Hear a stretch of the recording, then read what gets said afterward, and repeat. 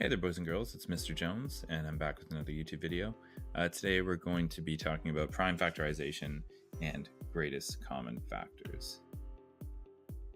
So just to give us some background, a composite number is a number that has factors aside from itself and 1, whereas a prime number only has factors of itself and 1.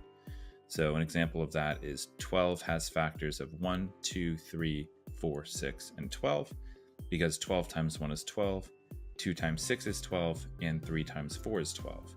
11 only has factors of 1 and 11, because 1 times 11 is 11. There's no other way to make 11 using multiplication without using fractional numbers. So why do we need to know how to use prime factorization? Well, it's important in fields like cryptology and encryption. Every composite number can be made from only one combination of prime numbers called the fundamental theorem of arithmetic, which makes it foundational to math in general. It's a prerequisite to learning about exponents. For example, 2 times 2 times 2 times 3 is 24, which is the same thing as 2 to the third power times 3. It also helps us determine the greatest common multiple, which is the focus of what we're talking about today. So we're going to start off by talking about the factor tree method. So we'll start with the number 45. And we can break that number down into its factors of 5 and 9.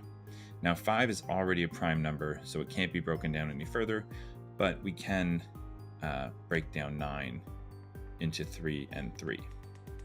But once we get to that point, 3 is a prime number, so that's as far as we can go.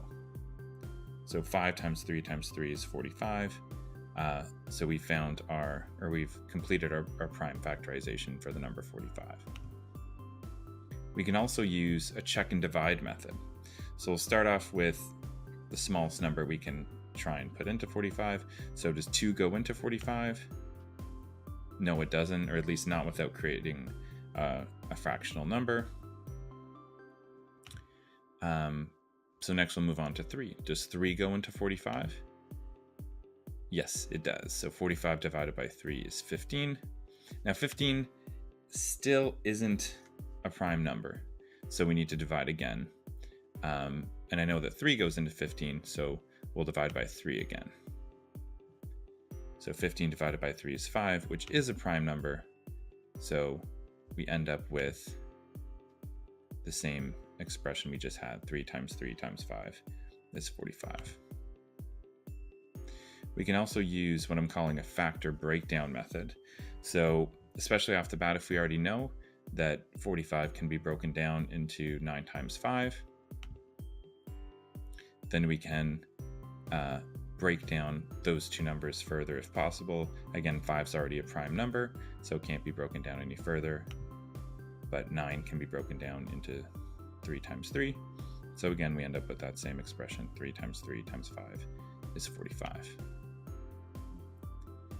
Now to figure out what the greatest common factor is, we're going to apply prime factorization to two numbers and multiply the common primes, or multiply the primes that are the same among both. So as an example, we can take a look at the numbers 45 and 60, and you see I've broken them both down using the factor tree method. So the 45, that's the same example from before. With 60, it can be broken down into 12 times 5. The 12 can then be broken down to 3 times 4, and the 4 can be broken down into 2 times 2. Now, if we take a look at which primes are common, we see they both have 5, they both have 3, but the 45 has a 3, and the 60 has 2 2s.